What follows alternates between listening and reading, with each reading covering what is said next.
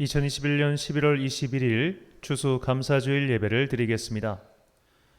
사랑과 은혜가 풍성하신 아버지 하나님, 교회의 달력으로 한 해의 마지막 주일을 맞이하게 하시니 참으로 감사합니다. 지난 1년 동안 우리는 주님의 은혜 덕분에 살아서 여기까지 왔습니다. 오늘 예배를 통해 여기까지 인도하신 에베네셀 하나님의 자비하심과 선하심을 깨닫게 하옵소서. 우리가 드리는 감사와 찬양의 예배를 받아주시길 소망하오며 예수님의 이름으로 기도드립니다. 아멘. 다 함께 사도신경으로 우리의 신앙을 고백하겠습니다. 나는 전능하신 아버지 하나님, 천지의 창조주를 믿습니다. 나는 그의 유일하신 아들 우리 주 예수 그리스도를 믿습니다. 그는 성령으로 잉태되어 동정녀 마리아에게서 나시고 본디오 빌라도에게 고난을 받아 십자가에 못 박혀 죽으시고 장사된 지 사흘 만에 죽은 자 가운데서 다시 살아나셨으며 하늘에 오르시어 전능하신 아버지 하나님 우편에 앉아 계시다가 거기로부터 살아있는 자와 죽은 자를 심판하러 오십니다. 나는 성령을 믿으며 거룩한 공교회와 성도의 교제와 죄를 용서받는 것과 몸의 부활과 영생을 믿습니다. 아멘. 찬송가 28장입니다.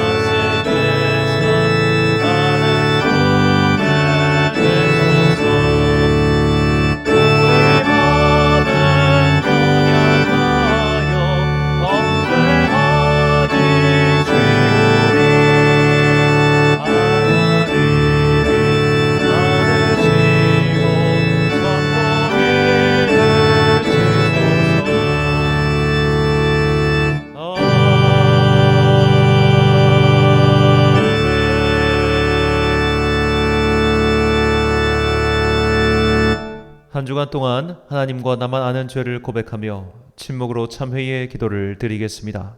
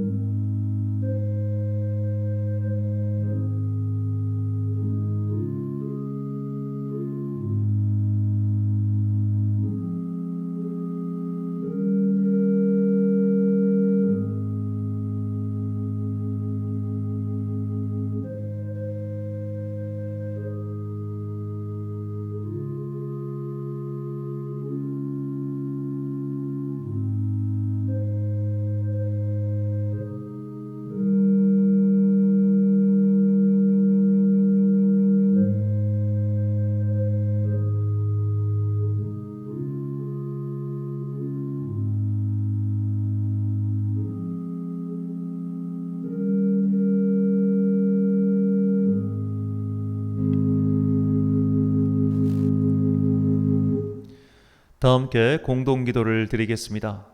사랑과 은혜가 풍성하신 아버지 하나님, 대지의 온갖 열매를 값없이 우리에게 허락하신 전능하신 아버지 하나님을 찬양합니다.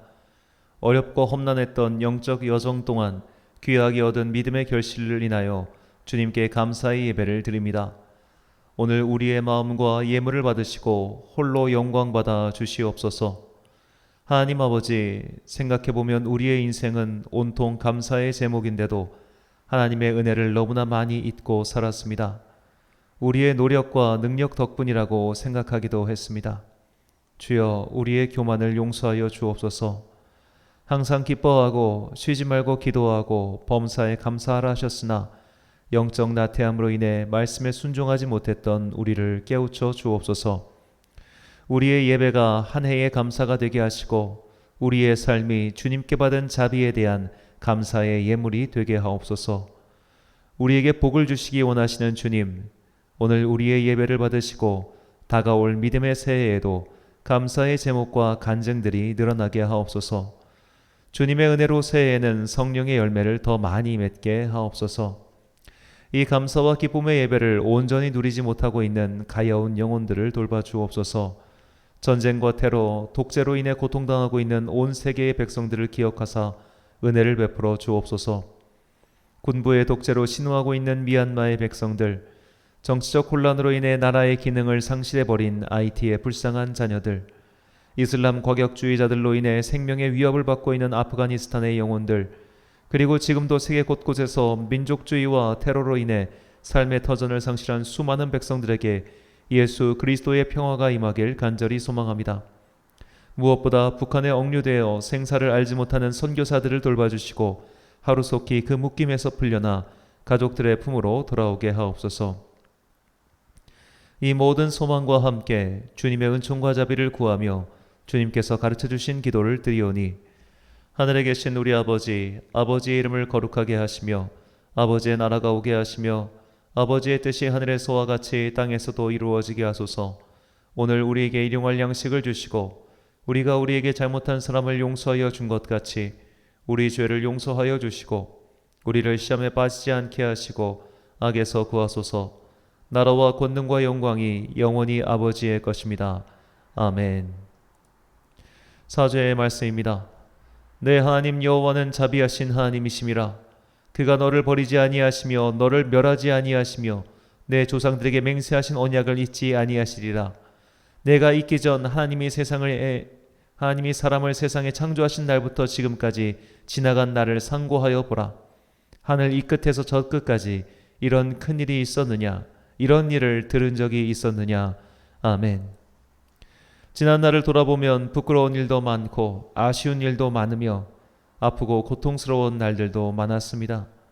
그러나 그 어느 때에도 우리 주님께서는 그분의 선하신 자비를 버리신 적이 없습니다.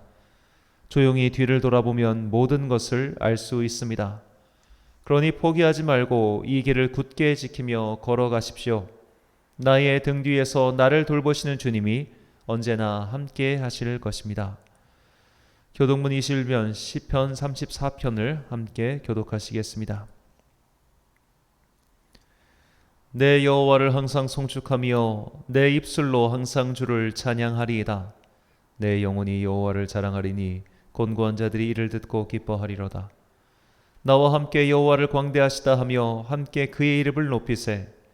내가 여호와께 간구하며 내게 응답하시고 내 모든 두려움에서 나를 건지셨도다. 이 곤고한 자가 부르짖음에 여호와께서 들으시고 그의 모든 환난에서 구원하셨도다. 여호와의 천사가 주를 경외하는 자를 둘러진치고 그들을 건지시는도다. 너희는 여호와의 선하심을 맛보아 알지어다. 그에게 피하는 자는 복이 있도다. 너희 성도들아 여호와를 경외하라. 그를 경외하는 자에게는 부족함이 없도다. 젊은 사자는 궁핍하여 줄일지라도 여호와를 찾는 자는 모든 좋은 것에 부족함이 없으리로다. 아멘. 찬송가 301장입니다.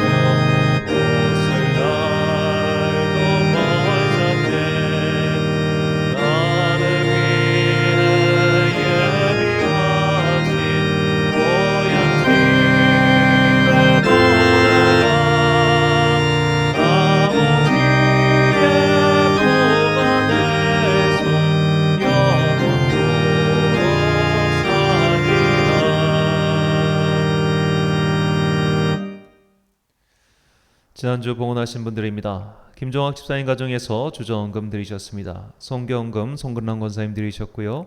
특별헌금 거룩한 빛 광성교회 송순열 권사님 드리셨습니다. 추수감사헌금 오영은 집사님 드리셨습니다. 1,000번제헌금 사모님 드리셨습니다. 내일부터 대림절 맞이 특별 새벽 기도회가 시작합니다. 주제는 그 땅으로 올라가라는 제목의 말씀으로 5일 동안 말씀 선포할 텐데 실시간으로 또 각자의 자리에서 많은 참여 부탁드리겠습니다. 천안 아산노회 주관으로 교회 설립 예배를 다음 주 주일 오후 2시에 천안 아산노회 임원단이 교회를 방문하셔서 예배를 드리게 됩니다. 이 교회 설립 예배에 대해서 간단히 좀 설명을 드리도록 하겠습니다. 이게 사실 이미 우리는 6월 달에 창립 예배를 드렸죠. 그러니까 우리 멤버들과 함께 교회를 이렇게 시작하는 예배를 드렸습니다. 그럼 이 설립 예배는 무엇이냐면 이렇게 창립돼서 모여서 예배를 드리는 이 교회가 그 노회의 정식 회원으로 가입하는 것을 드리는 예배입니다. 그러니까 그때부터 이제 저희가 다음 주부터 천안 아산노회 정식 회원이 되는 것이죠. 그럼 왜 이걸 설립이라는 말을 썼느냐? 저도 이 부분에서 조금 그냥 가입 예배 혹은 뭐 승인 예배 뭐 이러면 더 좋을 것 같은데 아마도 그런 말들이 적절치 않은 것 같아서 설립 예배라고 이쪽 노회에서는 하는 것 같습니다. 그래서 다음 주 오후 2시에 천안 아산노회 이 가입을 함께 기념하는 임원단을 모시고 또 예배를 드리게 되었습니다.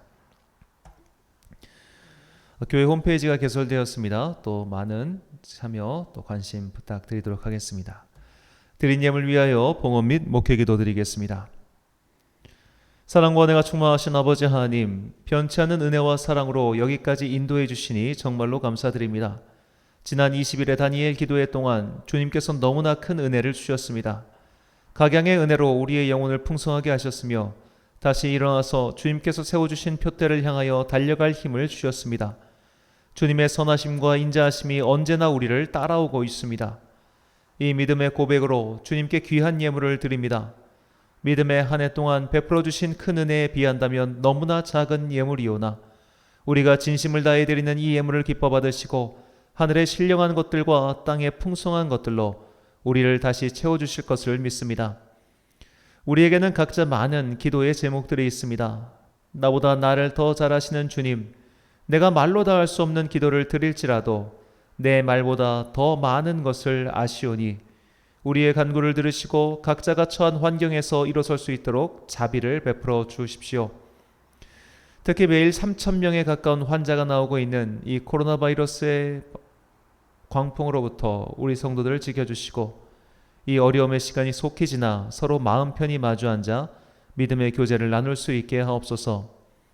내일부터 5일 동안 주님께서 다시 오심을 기다리는 대림절기를 준비하는 특별 새벽 기도회를 드립니다. 이 새벽 기도회의 시간 동안 더욱 은혜를 주시어 다가올 믿음의 새해를 은혜로 맞이하는 주의 귀한 성도들이 되게 하옵소서. 그 땅으로 올라가라는 말씀을 주셨사오니 우리 각 사람에게 정해주신 순례길의 정상에 오를 수 있도록 새 힘을 공급하여 주옵소서. 이제 주님의 말씀을 듣습니다. 이 말씀이 우리의 삶을 인도하는 주님의 등대가 되길 소망하오며 예수님의 이름으로 기도드립니다. 아멘.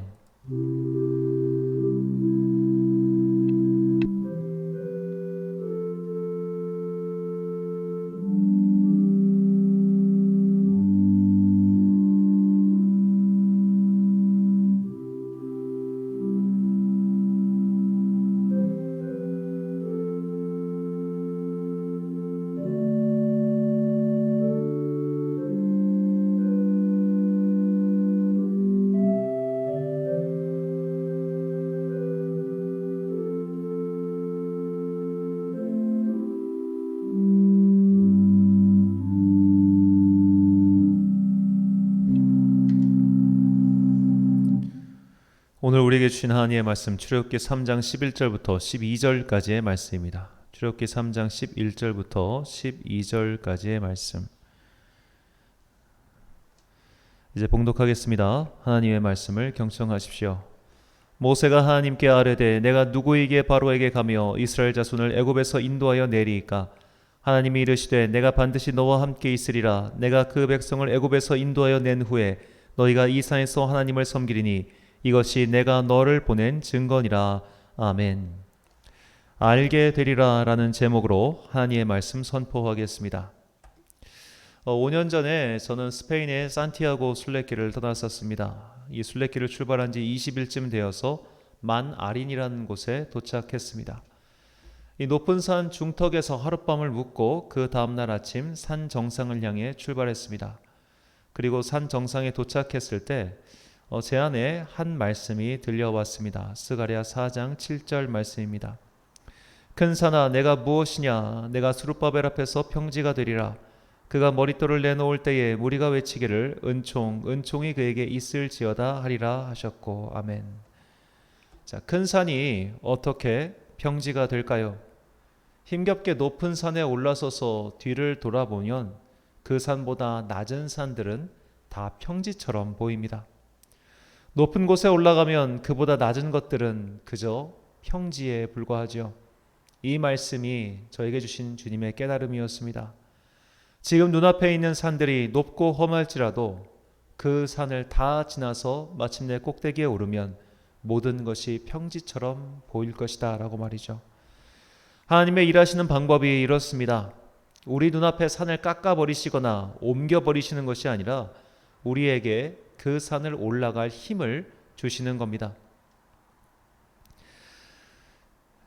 그렇게 힘겹게 정상에 올라가서 뒤를 돌아보면 모든 것이 평지처럼 보이면서 내가 지금까지 지내온 모든 것이 주님의 은혜 덕분이었음을 깨닫게 되죠. 믿음의 길은 이런 경우가 참 많습니다. 주님께서 모든 난관을 없애주시고 평탄하고 평평하고 어렵지 않은 길로 인도해주는 인생도 있지만 대다수의 사람들은 난관을 만나고 환난을 겪고 고통과 슬픔의 길을 걸어갑니다. 때로는 주님을 원망하기도 하고 때로는 하소연 섞인 기도를 올리면서 그렇게 눈물과 탄식으로 한 걸음씩 내딛습니다. 그 모든 시간이 지난 뒤에야 우리는 이렇게 고백하죠. 모든 것이 주님의 인도하심이었습니다 라고 말입니다. 오늘 본문의 사건은 이런 믿음의 진리를 우리에게 가르쳐주고 있습니다. 모세가 양을 치다가 하나님의 산 호렙에 도착했습니다. 모세는 그곳에서 불이 붙은 한 나무를 보게 됩니다.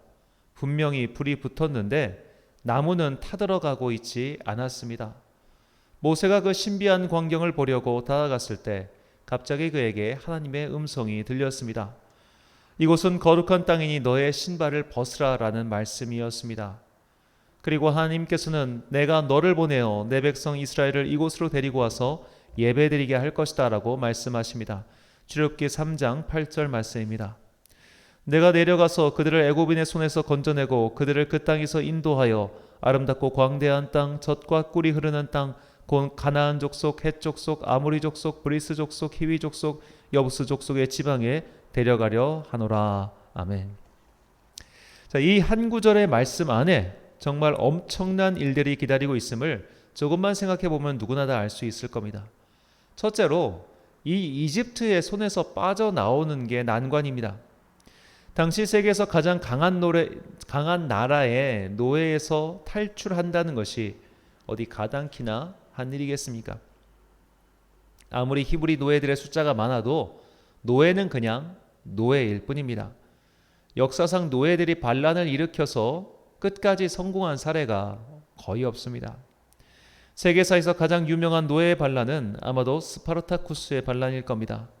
영화와 드라마로도 제작될 정도로 그 내용이 아주 드라마틱하죠. 로마의 검투사 노예였던 스파르타쿠스가 약 70명의 검투사 노예들과 힘을 합쳐서 로마에 대항합니다. 그리고 그의 휘하에 검투사뿐만 아니라 로마의 지배에 반감을 품고 있던 이들이 속속 모여들죠. 처음 로마는 이들을 얕잡아보고 정규군이 아닌 그저 약간 민간군이라고 해야 될까요? 토벌군을 조직하여 보냈다가 쓴맛을 보게 됩니다. 그러자 바로 정규군을 투입했고 이들의 반란은 간단하게 진압당하죠. 그리고 로마군은 포로 6,000명을 모두 십자가에 달아서 처형시켜 버립니다. 그나마 이들은 무기도 잡아봤고 전쟁도 치러본 경험이 있는 자들의 반란이었습니다. 그러나 그런 반란도 정규군 앞에서는 아무 힘을 발휘할 수 없었지요. 수백 년 동안 노예로 살았던 이들이 어떻게 조직을 갖추고 무기를 들고 싸울 수 있겠습니까? 현대식 무기로 무장한 이들도 전쟁을 치를 수준으로 만들기 위해서는 최소한 연단위의 집중 훈련이 있어야 하는데 히브리 노예들은 지금 그럴 형편도 아니었습니다. 어째서 수백 년 동안 노예 생활을 했던 아프리카 대륙의 흑인들이 단 한 번도 조직적 군사 반란을 시도하지 못했겠습니까? 그만큼 노예 생활에서 탈출하는 일은 어렵습니다. 개인이라면 모를까 집단이라면 더더욱 그렇지요. 이집트에서 탈출 이유도 문제입니다. 일단 그 많은 사람들이 이동하면서 먹을 것이 필요했습니다. 히브리 민족이 살고 있던 고센 땅에서 지금 모세가 말씀을 받고 있는 하나님의 산 호렙, 그 신의 산까지는 직선 최단 거리로 450km입니다. 450km면 성인 남성이 정말 건장하게 가벼운 행장으로 걸었다고 할 때 한 보름 정도 걸리겠지요. 그렇다면 수백만 사람들이 아이들과 짐승까지 데리고 그 길을 최단 거리로 주파한다고 해도 최소한 몇 개월은 걸릴 겁니다. 그럼 그 몇 개월 동안 먹을 것과 마실 것은 어디서 구해야 합니까? 지금 그 시내산은 아라비아 사막, 아라비아 광야 제일 하단에 있기 때문이죠. 자, 이렇게 해서 이 광야길을 통과한 이유도 또 문제입니다. 하나님께서는 아름답고 광대한 땅, 젖과 꿀이 흐르는 땅, 지금의 팔레스타인 땅으로 가라고 하시죠. 자, 그렇다면 아름답고 광대하고 젖과 꿀이 흐르는 땅이라면 왜 지금까지 그 땅이 빈 땅이겠습니까? 이미 그 땅은 빈 땅이 아니라 소위 가나안 7족속이 이미 수백 년 전부터 그곳에서 자리를 잡고 있었습니다. 우리가 많이 들었던 그 이스라엘 입구에 있는 그 여리고성은 인류 역사 중에서 가장 오래된 도시 중 하나입니다. 가장 오래된 도시. 자, 이미 그 땅은 다 누군가가 차지하고 있었던 땅이라는 거죠. 자, 이처럼 네가 저 이스라엘 민족을 이끌고 시내산에 와서 예배를 드리고 다시 팔레스타인 땅으로 가라. 이 여정은 이 한 줄 안에 너무나 많은 난관과 제한사항이 예상되는 그런 여정이었다는 겁니다. 모세는 일자 무식이 아니었습니다. 그는 이집트라는 거대한 나라의 일익을 담당했던 자이기에 수백만의 사람들이 이런 여정을 감행할 경우 어떤 문제가 닥쳐올지 간단히 파악할 수 있었습니다. 그래도 자신이 젊은 나이였다면, 그래도 의욕이 있고 힘이 있는 나이였다면 어떻게든 이런저런 방법을 생각해 볼 수도 있었겠지만 그는 이미 80세의 나이였지요. 그래서 모세는 하나님의 말씀에 대해 다음과 같이 대답합니다. 본문 11절입니다. 모세가 하나님께 아뢰되 내가 누구에게 바로에게 가며 이스라엘 자손을 애굽에서 인도하여 내리이까? 한마디로 말해 나는 못 갑니다. 이것이 모세의 대답이었습니다. 너무나 많은 난관이 기다리고 있었습니다. 이것은 일개 개인이 아니 인간이 감당할 수 없는 숙제였습니다. 자, 우리가 여러 신화를 보면 이렇게 신이 인간에게 특별한 사명 혹은 특별한 임무를 줄 때는 같이 따라오는 게 있습니다. 특별한 힘을 주거나 특별한 무기를 주거나 혹은 징표를 주거나 뭐 하여튼 뭔가를 줘요. 인간의 힘으로는 감당할 수 없는 여러 가지 액세서리를 준 뒤에 내가 너와 함께 할 테니 가라, 이런 식으로 임무를 하달하죠. 그렇다면 오늘 말씀에서도 하나님께서 모세에게 그런 것을 주셔야 되지 않겠습니까? 혹은 하다못해 정말 모세가 야 진짜 하나님은 능력이 많으신 분이고 나와 함께 하시고 내가 이분과 함께라면 이 어려운 일을 능히 해낼 수 있겠구나 라는 확신을 주셔야 되지 않겠습니까? 자, 성경의 인물들 중에 자, 이렇게 일을 시작하기 앞서 하나님께서 표징과 용기를 주신 사람이 있습니다. 바로 기드온입니다. 자, 기드온은 여러 가지 이유로 인해 겁쟁이가 된 것 같아요. 그가 의욕이 없이 뒤에 숨어 있었을 때 하나님께서 큰 용사에 일어나라 라며 그분의 사자를 보내주셨습니다. 그분의 사자를 보고 나서 기드온이 용기를 조금 얻어가지고 밤에 바알 신상을 때려 부수죠. 자, 그리고 나서 이제 사람들을 모읍니다. 미디안과 전쟁을 치르기 위해. 그래도 아직 그의 안에 확신과 용기가 없었어요. 그래서 하나님께 다시 간청합니다. 하나님, 지금 이 양털이 있는데 이 양털만 젖고 나머지는 다 마르게 해주세요. 그 다음날 아침에. 자, 그러니까 진짜 이렇게 됐습니다. 기드온이 한 번 더 물어봅니다. 하나님, 다음 날에는 이 양털은 다 말라 있고 주변만 축축하게 해주세요. 역시 그것도 응답해 주십니다. 자, 그렇게 해서 유명한 300용사와 함께 미디안과 전쟁을 치러 가죠. 그러나 거기서도 기드온은 아직 망설임이 있었습니다. 그래서 하나님께서 그의 부하 부라와 함께 미디안 진영으로 가서 그들의 상태를 파악하고 오너라라고 해서 거기에 가자. 그때 비로소 기드온이 확신을 얻어요. 이처럼 한 사람이 정말로 내가 감당할 수 없는 큰 일을 하기 전에는 이렇게 신적인 소망, 신적인 소명, 어떤 확실함 이런 것을 추구하는 것은 굉장히 당연한 일입니다. 미디안과 전쟁을 치르는 일도 큰 일이었지만 지금 모세가 히브리 민족을 이끌고 새로운 나라를 건국하는 것은 이거보다 훨씬 더 어려운 일이었습니다. 자, 물론 하나님께서는 몇 가지 이적을 모세에게 보여주시죠. 옷 속에 손을 넣으니까 손이 문둥병자처럼 하얗게 변하기도 했고, 그가 갖고 있는 지팡이를 땅에 던지자 그 지팡이가 뱀이 되기도 하였습니다. 하지만 우리가 나중에 출애굽기 뒤에 보면, 자, 이집트의 마술사들도 자기 지팡이를 던지니까 그 지팡이가 뱀이 되죠. 즉 모세에게는 지팡이가 던져서 뱀이 된 것이 사실 하나님께서 함께하는 위대한 표징이라고 생각하기는 힘들었다는 얘기입니다. 그님이 이 정도의 요술은 다 봤기 때문이죠. 그런데 이 정도 표정만 갖고는 그래서 그 험난한 여정을 선뜻 나설 수가 없었습니다. 그런데 하나님께서는 모세에게 너무나 이상한 표징을 약속하십니다. 본문 12절 말씀입니다. 하나님이 이르시되 내가 반드시 너와 함께 있으리라. 내가 그 백성을 애굽에서 인도하여 낸 후에 너희가 이 산에서 하나님을 섬기리니 이것이 내가 너를 보낸 증거니라. 아멘. 하나님께서 모세에게 약속하신 표적, 표징, 증거는 지금 당장 눈앞에 나타나는 것이 아니라 이 일을 모두 마친 뒤에 확인할 수 있는 것이었습니다. 이것은 일상의 예로 든다면 지금 당장 큰 사업을 해야 되는데 현금은 주지 않고 그냥 약속 어음을 주는 것과 비슷하죠. 그것도 당장 신용을 확인할 수 없는 기업의 약속 어음 말입니다. 지금 모세는 하나님을 확실히 신뢰할 수 없었습니다. 그만한 신뢰 관계가 구축되지 않았습니다. 그런데도 하나님은 그냥 가라고 하십니다. 네가 이 길을 다 가고 나면 너는 내 뜻을 알게 될 것이고 내가 너와 함께 했음을 알게 될 것이야. 이것이 하나님의 약속의 증거입니다. 너가 나중에 알게 될 거야. 내가 너와 함께 했다는 것을. 이것이 내가 너에게 주는 증거야. 이게 말이 됩니까? 미래에 일어날 사건을 증거라고 제시하는 이 하나님의 사실은 엉뚱해 보이는 이 대화, 이 안에는 믿음의 진리가 담겨 있는 것이죠. 우리가 출애굽기에 나오는 파라오와 모세의 대화를 잘 살펴보면 모세 또한 처음 파라오 앞에 나타났을 때 하나님을 온전히 신뢰하고 있지 못함을 알 수 있습니다. 하지만 10가지 재앙이 진행될수록 모세의 어조는 바뀌기 시작하죠. 처음에는 백성이 원망하자 모세 또한 탄식하며 이렇게 얘기합니다. 하나님, 내가 못한다고 했잖아요. 하지만 사건이 진행될수록 모세의 어조는 단호해집니다. 길을 걷다 보니 깨닫게 된 겁니다. 산에 올라가 보니 평지가 되어 있음을 알게 된 것입니다. 눈물의 골짜기를 다 지나가고 보니 주님께서 자신과 함께 하심을 깨닫게 되는 과정인 것이죠. 오늘은 교회의 달력으로 1년의 마지막 주일인 추수감사주일입니다. 추수감사주일은 한 해 동안 베풀어 주신 주님의 은총을 찬양하며 감사하는 주일이죠.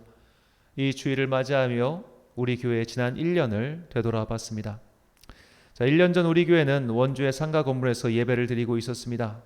10평 남짓한 한 학원 공간에 주일 아침 일찍 예배를 녹음하고 유튜브로 방송을 송출했습니다. 그때만 해도 영상을 찍을 카메라가 없었습니다. 그때 갖고 있었던 것은 8만 원짜리 마이크와 10만 원짜리 음향 믹서기, 그리고 제가 대학원 시절부터 사용한 10년 넘은 구형 노트북과 가족의 집에서 가지고 온 키보드 한 대뿐이었습니다. 학원에 등록하려면 교육청에 신고를 해서 허가를 받아야 합니다. 그래서 학원 외의 용도로 사용하면 교육청으로 누군가가 민원을 넣을까봐 찬송도 크게 부를 수가 없었습니다. 상가 건물이 다 비는 주일 아침 7시에 들어가서 홀로 찬양을 부르며 예배를 드렸습니다. 그 당시 제 기도는 그냥 마음 편히 찬송 부르고 소리 높여 기도할 수 있는 그런 예배당을 달라는 것이었습니다. 그리고 그 기도를 주님께서 응답해 주셔서 우리는 올해 6월부터 이 예배당으로 들어와 천안광성교회로 이름을 바꾸고 지금까지 예배를 드리고 있습니다. 지난 이 시간을 돌아보면 모든 것이 은혜가 아닐 수 없습니다. 세월을 돌아보며 스룹바벨에게 하신 말씀이 떠올랐습니다. 높은 산에 올라가니 지나온 모든 세월이 모든 걸음이 평지와 같았습니다. 모세에게 하신 말씀이 떠올랐습니다. 도착해서 돌아보니 굽이굽이 걸음마다 주님께서 인도하셔서 여기까지 오게 하셨습니다. 이것이 하나님의 증거였고 기도의 응답이었습니다.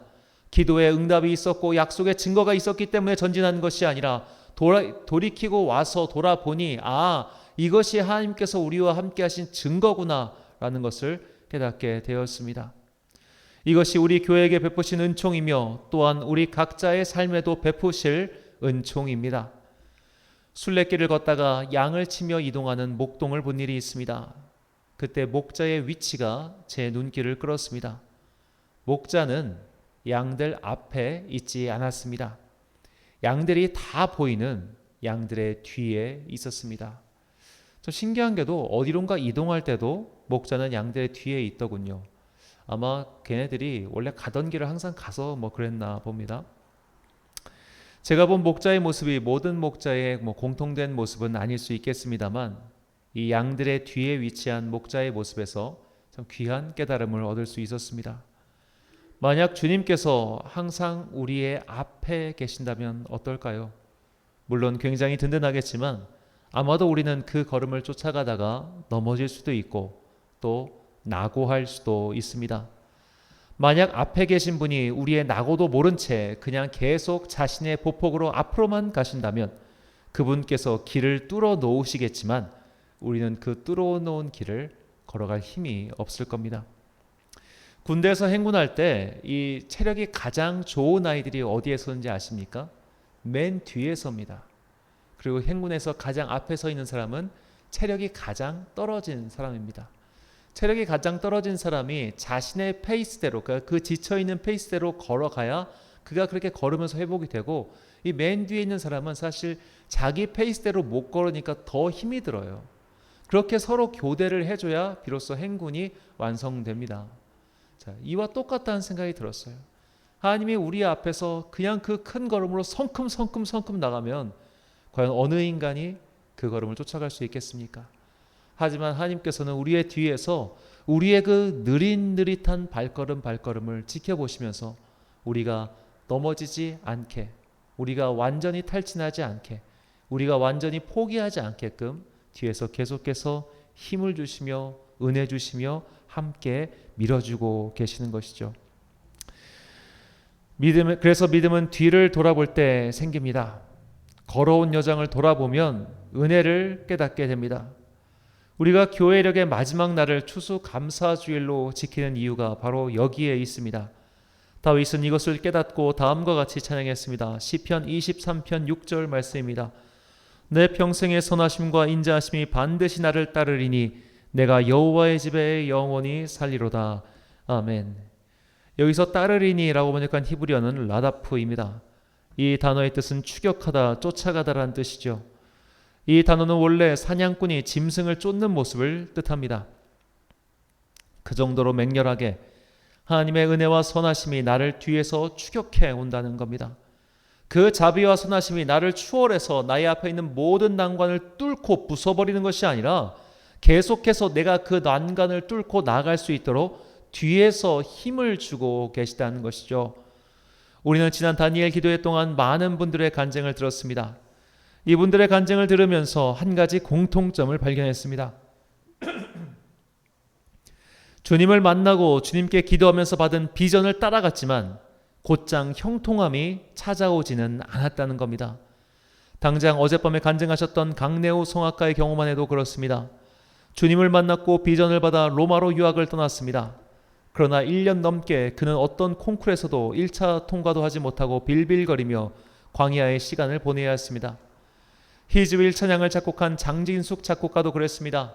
부산에서 성가대 지휘를 하다가 주님께 더 훌륭한 찬양을 올리고 싶어 서울로 올라와서 공부를 시작했지만 그녀에게 닥친 것은 환난과 자존감의 낙하뿐이었습니다. 지선 전도사님은 어땠습니까? 주님을 만나고 오직 주님만 바라보며 살겠다고 결정하고 세상 음악을 하지 말자며 드러머인 남편의 직장도 그만뒀지만 아이가 전기에 감전되어 사경을 헤매게 되었습니다. 그때 그들은 모두 물음표를 던졌습니다. 왜 나를 이런 힘든 일에 내버려 두시는지 말이죠. 주님을 만났고 주님께 비전을 받았음에도 불구하고 왜 이런 일들이 일어났는지 아마 처절하게 묻고 또 물었을 겁니다. 하지만 모두 고백하기를 그 광야 같은 시간이 지난 후에 왜 주님께서 나를 그리로 몰고 가셨는지 알게 되었다고 하지 않습니까? 바울의 인생도 이랬습니다. 바울은 다메섹에서 예수님을 만났죠. 그리고 아나니아에게 세례를 받고 곧장 그곳에서부터 주님을 증거하기 시작했습니다. 예루살렘 교회로 찾아가서 바나바의 보증으로 교회의 인정도 받았습니다. 그럼 이제부터 신나게 주님을 증거하며 살아야 되지 않겠습니까? 하나님께서 그에게를 열어주시고 복음을 전하게 해주셔야 하지 않겠습니까? 그러나 우리가 지난 시간 이 바울의 연대에 살펴봤듯이 이후 바울은 거의 10여 년을 강제 칩거 상태로 지내게 됩니다. 광야의 훈련을 거친 뒤 고향 다소로 물러가 지내지요. 바울이 다시 사도행전의 전면에 등장한 것은 바나바의 도움으로 안디옥 교회의 목회를 하면서부터입니다. 이때 추정하기로 바울의 나이는 40대 후반입니다. 즉 바울은 인생의 절정이라 할 수 있는 30대 중반에서 40대 중반의 시기를 그저 칩거하면서 보냈다는 뜻이죠. 가장 열심히 일할 수 있을 때, 가장 열정적으로 일할 수 있을 때 그때를 다 광야에서 칩거 상태로 보냈다는 겁니다. 이때 바울의 심정이 어떠했겠습니까? 다니엘 기도자의 간증자들처럼 왜 나를 부르셨습니까? 왜 나를 이리로 보내셨습니까? 그때 왜 나를 만나주시고 왜 나를 이방인의 전도자로 세우시겠다고 아나니에게 하신 말씀은 도대체 무슨 뜻입니까? 라고 생각하지 않았을까요?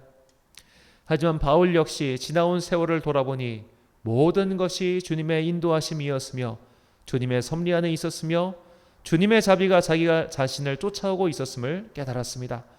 그래서 바울은 고린도 교회 성도들에게 다음과 같이 고백합니다. 고린도전서 15장 10절 말씀입니다. 그러나 내가 나 된 것은 하나님의 은혜로 된 것이니 내게 주신 그의 은혜가 헛되지 아니하여 내게 모든 사도보다 더 많이 수고하였으나 내가 한 것이 아니요 오직 나와 함께 하신 하나님의 은혜로라. 아멘. 내가 나 된 것, 지금 내가 이 모습으로 살 수 있고 이 모습으로 증거할 수 있고 이렇게 다 된 것은 다 주님의 은혜, 주님의 섭리, 주님의 계획 안에 있었다는 고백이지요. 고통스러운 적도 많았고 의심했던 적도 있었고 심지어 원망했던 적도 있었을 겁니다. 하지만 바울은 그 모든 시간을 지나 돌아보며 다 주님의 은혜였다고 고백합니다. 제가 여러 차례 말씀드린 적이 있는 참 좋아하는 맹자 장구에 나오는 말이죠. 천장 강대 임어사 있냐. 하늘이 장차 큰 임무를 사람에게 맡기려 하면 필선 녹이 심지하고 반드시 먼저 그 마음과 뜻을 괴롭히고 곡이 근골하고 뼈마디가 꺾어지는 고난을 당하게 하며 악이 체부하고 그 몸을 굶주리게 하고 궁핍 기신행하여 그 생황을 빈궁에 빠뜨려 불난 기소위 하나니 하는 일마다 어지럽게 한다. 시고는 동심하고 인성하여 이는 그의 마음에 두들겨서 참을성을 길러주어 증이 기소불능이니라. 지금까지 할 수 없었던 일도 할 수 있게 하기 위함이니라. 사랑하는 천안광성교회 성도 여러분, 그리고 이 예배를 함께 드리시는 귀한 주님의 자녀 여러분, 교회력으로 한 해의 마지막 주일인 추수감사주일을 맞이하여 우리의 지난 날을 돌아봅시다. 쉽지 않은 길이었을 겁니다. 말로 닿을 수 없는 고통의 골짜기를 지나왔을 겁니다. 때로는 무릎이 꺾이고 의욕이 꺾이고 마음의 깊은 상처도 받았을 겁니다. 왜 나를 버려두시냐고 원망도 했을 겁니다. 왜 나를 외면하시냐고 불평을 토로하기도 하였을 겁니다. 그러나 그때에도 주님은 여전히 나의 뒤에 계셨습니다. 그리고 내가 그 길에서 이탈하지 않도록, 내가 포기하지 않도록 계속해서 자비와 은혜를 베풀어 주셨습니다. 그분께서 뒤에서 우리를 밀어주셨기 때문에 우리가 지금까지 살아서 그 높은 곳에서 돌아볼 수 있게 하신 것입니다. 아직 눈물의 골짜기를 걷고 있다면, 아직도 높은 산의 정상을 향하여 힘겨운 걸음걸이를 내닫고 계시다면 포기하지 마십시오. 우리 뒤에 계시는 주님, 우리를 추격해오는 그 은혜와 선하심을 믿으며 한 걸음 더 내디디십시오. 우리는 반드시 그 위에 올라가 모든 것이 평지로 변한 기적과 은혜를 맛보게 될 것입니다. 지난 20일의 다니엘 기도회 동안 참 많은 은혜를 준 찬양이 있습니다. 지선 전사님 와서 불렀던 그 은혜라는 찬양인데요. 자, 이 찬양을 우리 다 함께 부른 후에 기도와 축도로 우리 추수감사주일 예배를 마치겠습니다.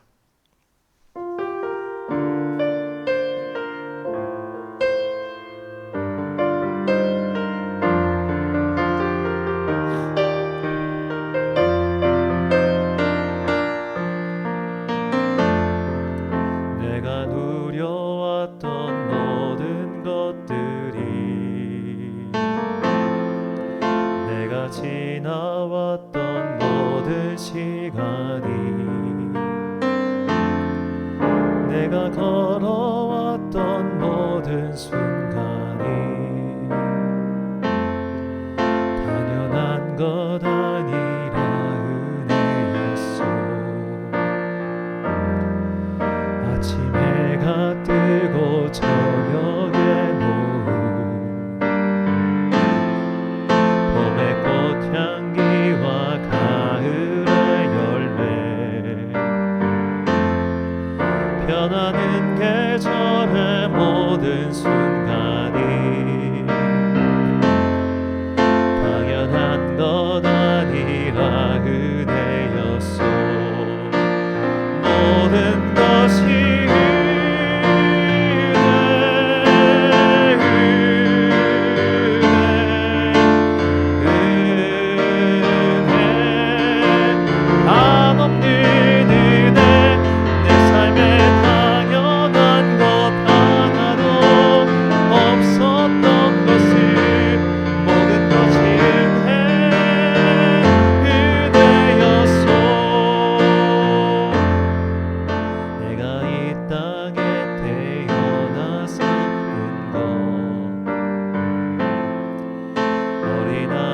시절과 지금까지 숨을 쉬며 살며 꿈을 꾸는 삶, 당연한 것 아니라 은혜였소. 내가 하나님의 자녀로 살며 오늘 찬양하고 예배하는 삶, 복음을 전할 수 있는 축복이 당연한 것 아니라 은혜였소. 모든 것이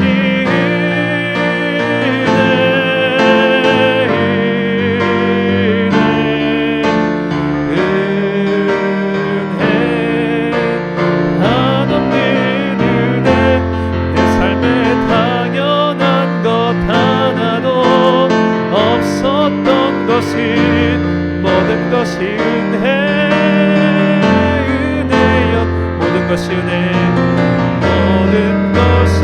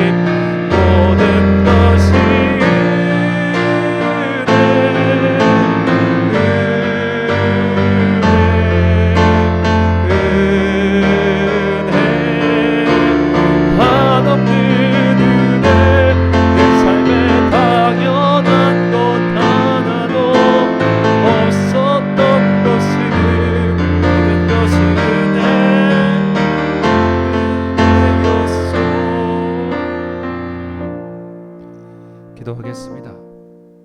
사랑과 은혜가 풍성하신 아버지 하나님, 뒤를 돌아보니 은혜인 줄 알았습니다. 끝에 올라서 보니 주님께서 우리와 함께하고 계심을 알았습니다. 몰라서 원망했고 알지 못해서 못 걸었습니다. 의심했고 갈 수가 없었습니다. 하지만 이를 악물고 한 걸음 한 걸음 내딛어서 돌아보니 내 힘으로 걸은 것도 아니었고 내 뜻대로 된 것도 아니었으며 모든 것이 주님의 은혜였음을 고백합니다. 빈궁한 자들에게 베푸시는 아버지의 크신 사랑이 얼마나 것이지요. 소망을 잃은 자들에게 함께 하시는 주님의 은혜가 얼마나 크시지요. 주님 감사합니다. 너무나 감사합니다.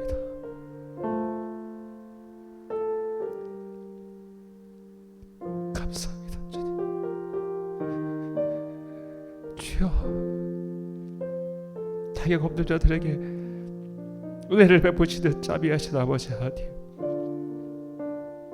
내가 은혜를 받을 자격이 있어 이 은혜를 주실 것이 아니라 아무 자격도 없고 쓸데도 없는 나를 주님께서 지금까지 살아서 숨쉬게 하시고 인도하여 주셨습니다. 이 예배에서 하나님의 은혜가 다가올 새해에도 우리 교회와 온 성도들에게 함께 하시기를 간절히 소망합니다. 이 예배를 함께 드리시는 성도님들, 원근 각처에서 각자의 자리에서 오늘도 예배를 드리고 계시는 우리 귀한 성도님들, 한 분 한 분에게 동일한 성령의 은혜를 베풀어 주옵소서. 미국에서 공부하고 있는 청년들, 미래의 꿈을 위해 오늘도 땀을 흘리고 있는 귀한 청년들, 특별히 주님께서 각 가정에게 보내주신 귀한 생명들, 다 주님의 은혜 안에서 한 해를 무사히 지냈사오니 다가올 새해에도 주님께서 그들을 향하신 그 은혜와 사랑과 계획 가운데 평안을 누리게 하옵소서. 이 추수감사주일, 아직 우리가 드릴 수 있는 것은 너무나 작고 미약하지만 주님께서는 크고 화려한 것이 아니라 과부의 두 랩돈도 기쁘게 받으셨던 것처럼 우리가 드리는 이 예배 또한 기쁘게 받아주실 것을 믿습니다.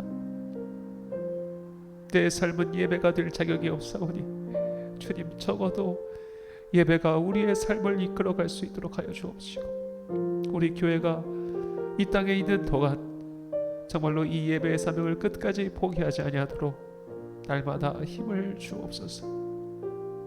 그리하여 지금보다 조금 더 훗날에 다시 한번 돌아봤을 때 모든 것이 주님의 은혜였다고 다시 한번 고백할 수 있도록 우리 천안 광성교회에게 은혜 위에 은혜를 내려 주옵소서.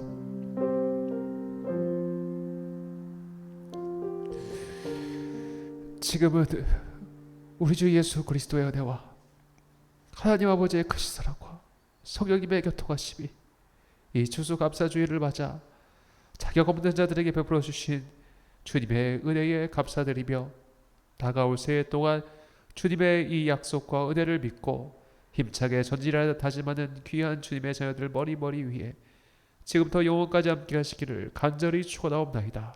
아멘.